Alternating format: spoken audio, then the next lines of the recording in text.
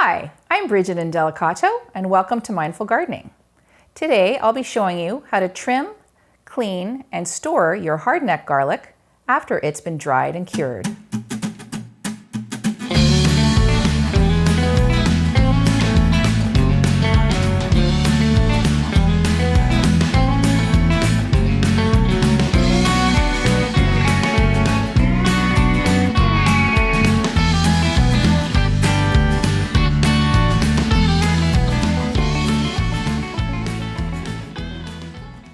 It's mid-August and it's been about 3 weeks since I harvested my garlic and hung it in my covered porch. Be sure to watch my previous video, Harvesting, Drying, and Curing Garlic, to see this critical step that's needed to allow your garlic longer-term storage. As you can see, these are nice and dry and brittle. There aren't any green or soft spots on the stalk. I've also been using some of my garlic in my cooking this week, also in part to check on the outer skin and the individual clove skin to see if they are ready to be stored longer. As you can see with this bulb, the outer paper is nice and intact and dry. And on the inside, each individual clove has its own paper covering and is dry to the touch. I know this one would have been ready for longer term storage. Let me show you how to trim and clean your garlic before storage. With clean, sharp hand pruners, I'm going to snip the stalks off.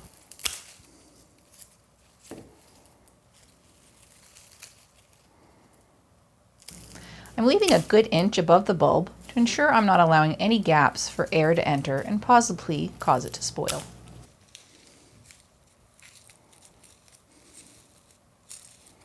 Then I'll trim the roots with scissors.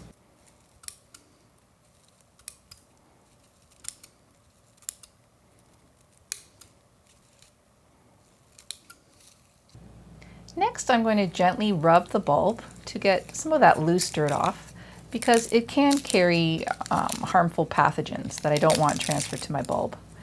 You may lose a layer of paper in this process. Just try not to lose more than that because you want to keep that bulb as protected as possible. I don't ever use water, even at the harvesting stage, because I don't want to introduce moisture and risk mold developing. And be sure that the ones that you intend to store longer have a nice tight paper covering on the entire bulb, and that there are no scars or nicks. If you do find that, use those immediately. So this garlic, now that I've cleaned it, I can see there's sort of little, possibly moldy spots. So I am not going to include this in my long-term storage because I don't want the other bulbs to be affected by it. But I will certainly open it up and use it in my cooking if the inside cloves are good. At this time, you'll also want to select your biggest, best-looking bulbs to be your seed garlic to plant this fall and harvest next season. This may be hard to do because that is a gorgeous looking bulb and you'll want to eat it.